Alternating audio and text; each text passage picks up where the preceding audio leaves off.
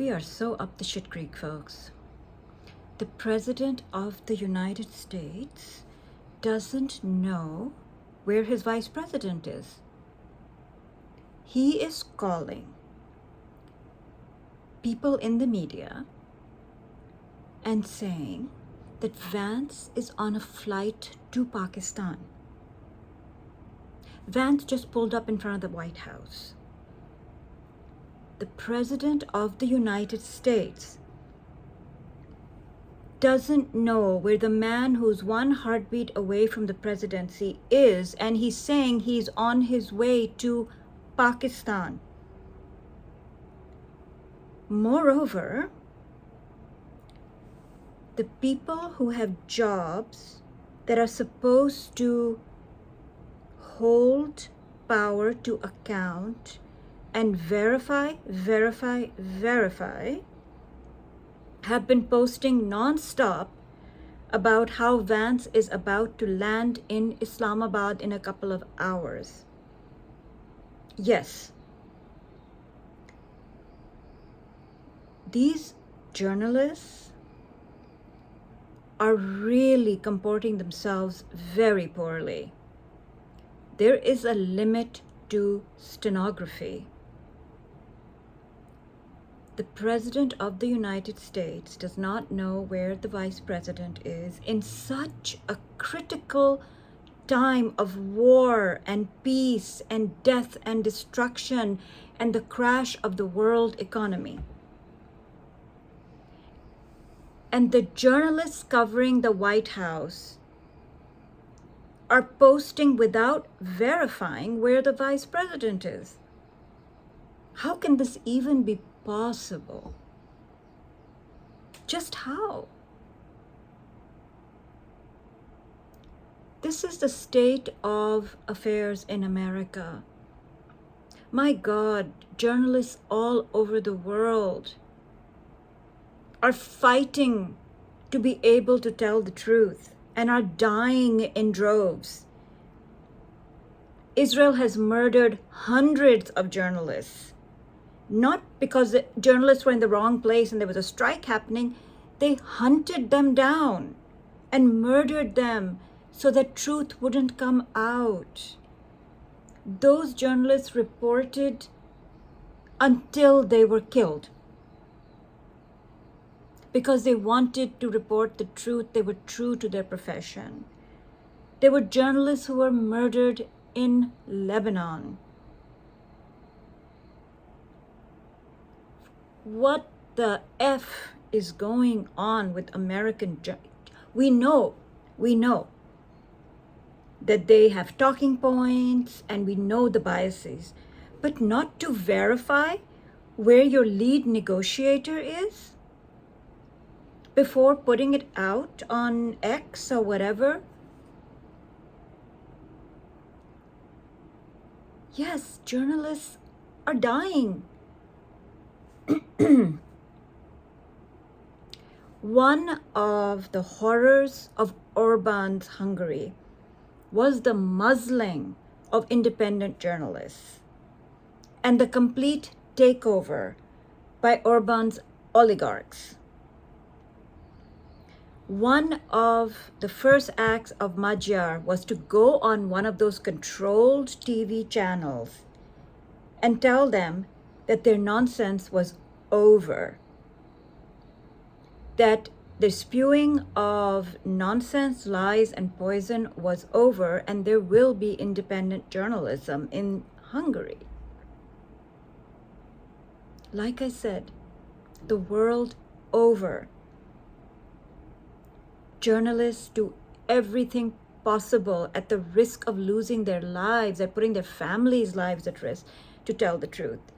And here, with every tool at your command, with every access at your command, you cannot verify what the President of the United States is saying, knowing that the President is a malignant liar. That is the state of affairs right now. It is dangerous because what else are they going to misreport without verifying?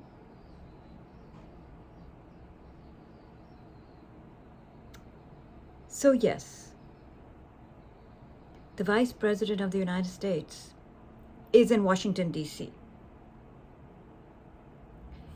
We do not know what the posture of the Iranians is going to be. The president of Iran, Pezeshkian, says diplomacy is their preferred choice. But they cannot be disrespected and betrayed over and over again. That they have laid out their conditions, and those conditions keep being ignored, or the ceasefire keeps being violated. But honestly, the state of affairs in America with this media is really sad. It is a really sad state of affairs. That said, Michigan had its Democratic convention yesterday. I'm not too familiar with things in Michigan and how the Democratic Party operates. What I can see, broad strokes, is that progressive candidates have won nominations and endorsements from this convention. And those who have been wishy-washy on one topic, Israel, AIPAC, genocide, the war, weapons, have not been favored. So there was a board of regents of the University of Michigan. I think his name is Acker.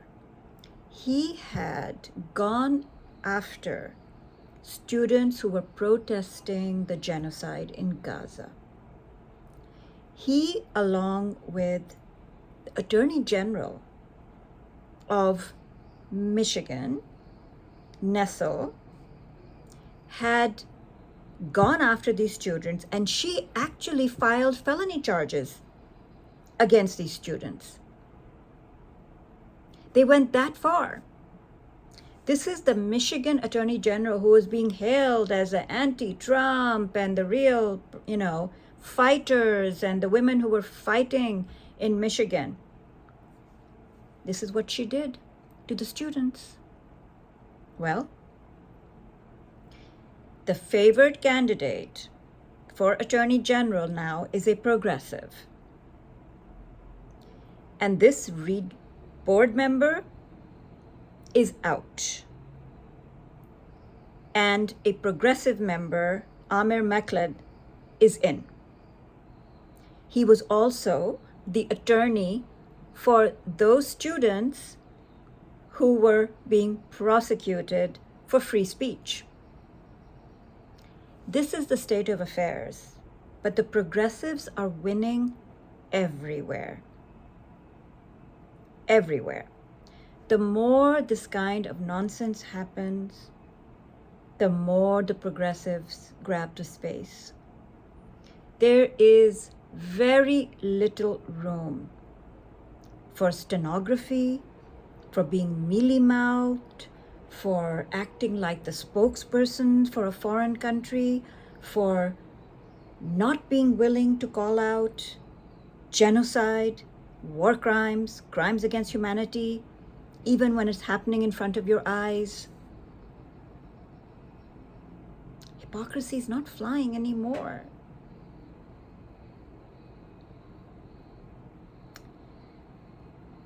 Out of all the candidates up for re-election in November or up for election, and who may be a 2028 candidate, is the senator from Georgia, Jon Ossoff. I have been watching him and listening to his speeches. And I have to say that he is sounding more and more like somebody who everybody in the Democratic Party could get behind. Now, Jon Ossoff is young, and he's Jewish, and he has very clearly called what is happening in Gaza a crime against humanity. He has also voted to ban the bulldozers and the weapons to Israel. So I'm going to play a little bit of the way that he is talking, and let me see if I can find one of his speeches that here he is talking about how the grift is working, and he's going after Jared Kushner. Here is Jon Ossoff in one of his rallies. How much do you guys know about Jared Kushner? Ivanka's husband, he's on the Saudi payroll for $2 billion. Did you know that?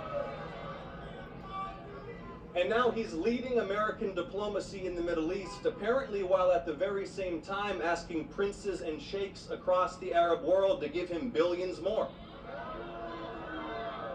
If you're watching this online, don't take my word for it. Look it up for yourself. Can you imagine like a normal sitting U.S. ambassador just hitting up Saudi Crown Prince Mohammed bin Salman for billions of dollars? But he's a Trump, a royal, a princeling. The rules are for us, not for them. And it's not just Jared getting in on the action. A company owned in part by Eric and Don Jr. has been pitching Gulf kingdoms on its drone interceptors during this war. The Financial Times reported, quote, Pete Hegseth's broker looked to buy defense fund before Iran attack.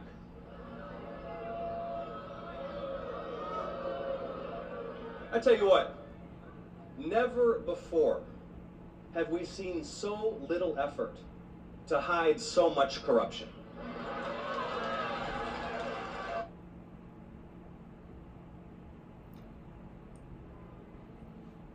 Here he is again.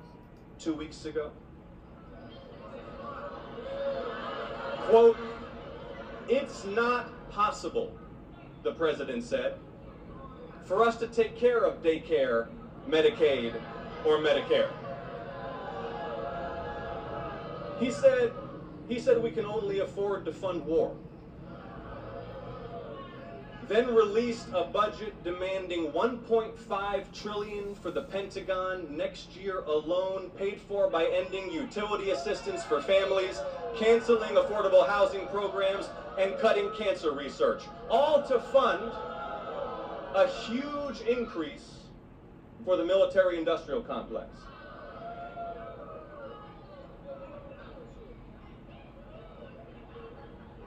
Because draft-dodging Donald loves sending other people's children to war.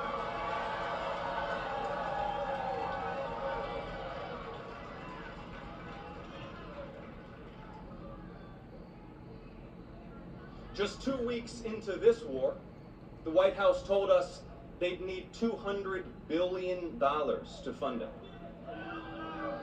Let me just put that in perspective for you. $200 billion would fund a decade, 10 full years of nationwide universal pre-kindergarten. Instead, a war no one voted for and no one can explain. And the daily, the hourly lying to the American public about why we're at war, whether we've won, what's been agreed to. Not to mention the insane genocidal threats. Let's review the record. On day 10 of the war, the president said, quote, the war is very complete. That was day 10. That was day 10. Then day 11, going to be finished pretty quickly. Day 12, we won. Day 21, getting very close. Day 32, leaving very soon. Day 40, total and complete victory. Yesterday, day 49, Trump said Iran had opened the strait, except this morning the strait was closed and it looks like Iran hit a cargo ship. So that is John Ossoff, senator from Georgia, who's up for re-election. He's definitely saying all the right things. And he has, I think, been very clear on the genocide in Gaza, the need to block arms to Israel, and I would have to search to look for the talks he did on that, and I will post that at another time. But he is definitely one to watch, and it gives me hope when somebody like Ossoff emerges from behind and is making a lot of the right noises. So, that is one to watch. I just want to say that every time Donald Trump threatens war crimes, like he did just again, saying that he is going to blow up power plants and every single bridge in Iran, we need to call it out and say these are war crimes. It's intent to commit war crimes, and it is a war crime to make these pronouncements. Because, as I have said before, this is terrorizing a civilian population and causing panic in a civilian population. Because you're telling them you are going to destroy what keeps them alive. So every time Donald Trump utters these words, we need to keep calling it out as war crimes. And he's doing it on the hour, calling up different stenographers who keep publishing it. These are war crimes.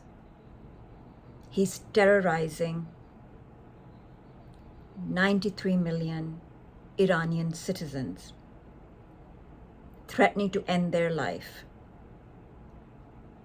And all of us are just sitting here watching this.